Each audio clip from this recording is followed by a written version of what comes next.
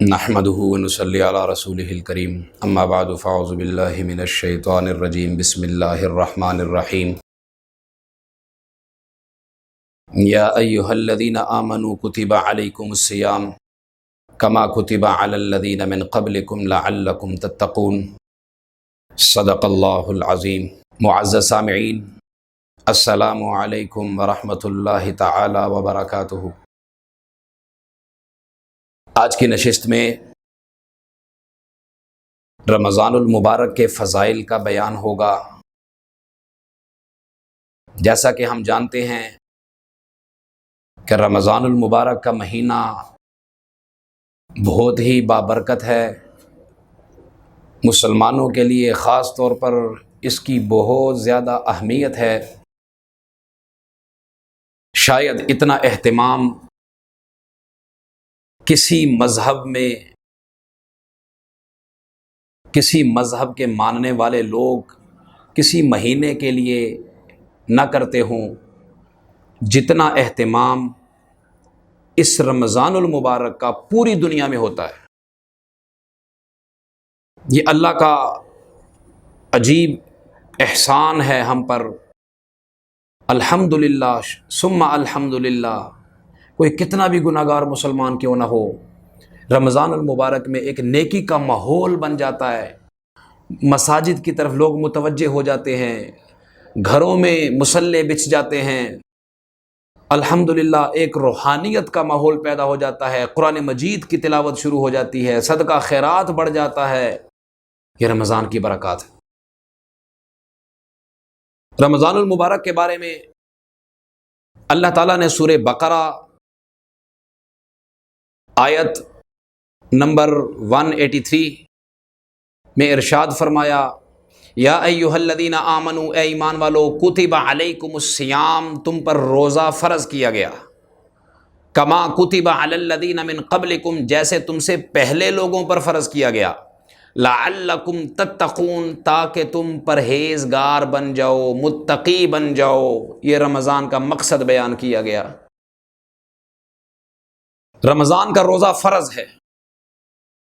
نبی علیہ الصلوۃ والسلام نے ارشاد فرمایا، بخاری مسلم میں روایت ہے، بنی الاسلام علی خمس، اسلام کی بنیاد 5 چیزوں پر ہے: شہادتین کی گواہی دینا، نماز قائم کرنا، زکوٰۃ ادا کرنا، رمضان کے روزے رکھنا، اور بیت اللہ کا حج کرنا جو اس کی طاقت رکھتا ہو۔ تو رمضان وہ مبارک مہینہ ہے جس کے روزے ہم پر فرض کیے گئے اور ہم سے پہلی امتوں پر بھی فرض کیے گئے، اور مقصد اللہ تعالیٰ نے ایک جملے میں بیان کیا، 2 لفظوں میں، لعلکم تتقون، تاکہ تم متقی بن جاؤ۔ تو سامعین محترم، یہ رمضان کا مہینہ عبادات کی پریکٹس کا مہینہ ہے۔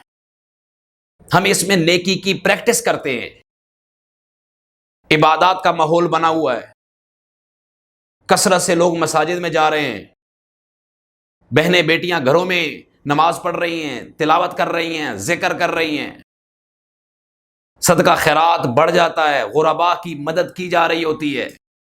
یہ وہ اچھی صفات ہمارے اندر پیدا ہو جائیں۔ یہ پورا مہینہ ہم اس کی پریکٹس کرتے ہیں، صرف رمضان کے لیے نہیں بلکہ پورے سال کے لیے۔ پورا مہینہ بھوک برداشت کی، حالانکہ کھانا کھانا جائز ہے، لیکن روزے کی حالت میں کیوں جائز نہیں رکھا؟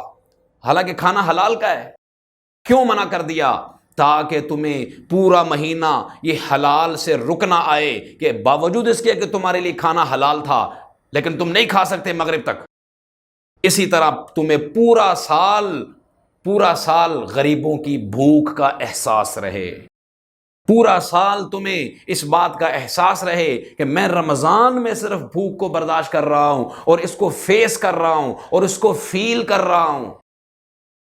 وہ لوگ جو پورا سال اسی حالت میں گزارتے ہیں، ان کا میں کیسے احساس کروں؟ یہ چیز دل میں پیدا ہو جائے۔ اس کا اہتمام کروانے کے لیے رمضان کے روزے اللہ تعالیٰ نے فرض کیے تاکہ تمہیں تقوی حاصل ہو جائے۔ تقوی کا مطلب کیا ہے؟ اجتناب عن المعاصی وامتثال علی الاوامر۔ صوفیہ فرماتے ہیں، علماء فرماتے ہیں، تقوی کا مطلب یہ ہے گناہوں سے رکنا اور اوامر پر عمل کرنا۔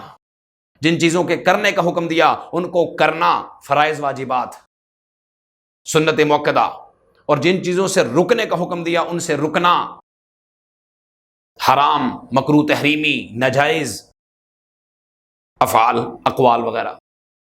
تو اس مہینے کے بہت زیادہ فضائل ہیں۔ بخاری مسلم میں حضرت ابو ہریرہ رضی اللہ تعالی عنہ سے روایت ہے، جناب نبی کریم خاتم النبیین صلی اللہ علیہ وسلم نے ارشاد فرمایا، اذا دخل رمضان، جب رمضان کا مہینہ داخل ہوتا ہے، فتحت ابواب الجنہ، جنت کے دروازے کھول دیے جاتے ہیں، وغلقت ابواب جہنم، اور جہنم کے دروازے بند کر دیے جاتے ہیں، کلوز کر دیے جاتے ہیں، وسلسلت الشیاطین، اور شیاطین کو قید کر دیا جاتا ہے، باندھ دیا جاتا ہے۔ یہ ایک ترغیب ہے۔ پھر ہمارے ذہن میں سوال آتا ہے کہ شیاطین بند ہیں تو پھر لوگ گناہ کیوں کرتے ہیں؟ لوگ گناہ کیوں کرتے ہیں؟ رمضان میں بھی بہت سارے گناہ ہمیں دیکھنے میں آتے ہیں۔ تو اس کا جواب یہ ہے کہ گناہ انسان دو وجہ سے کرتا ہے۔ ایک، شیطان اس کو وسوسہ ڈالتا ہے دل میں، دوسرا اس کا اپنا نفس جو اس گناہوں کا عادی بن چکا ہے، جو شیطان کا کہنا مان کر اس گناہ پر عمل کرتا ہے، اس غلط راستے پر چلتا ہے۔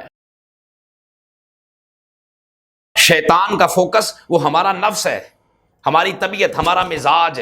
جب اس نے ایک مرتبہ اس کو بگاڑ دیا، اب وہ قید بھی کر دیا جائے گا، تو ہم اپنے نفس کی وجہ سے، نفس کی خواہشات کی وجہ سے، نفس کی غلامی کی وجہ سے ہم گناہ کر رہے ہوتے ہیں۔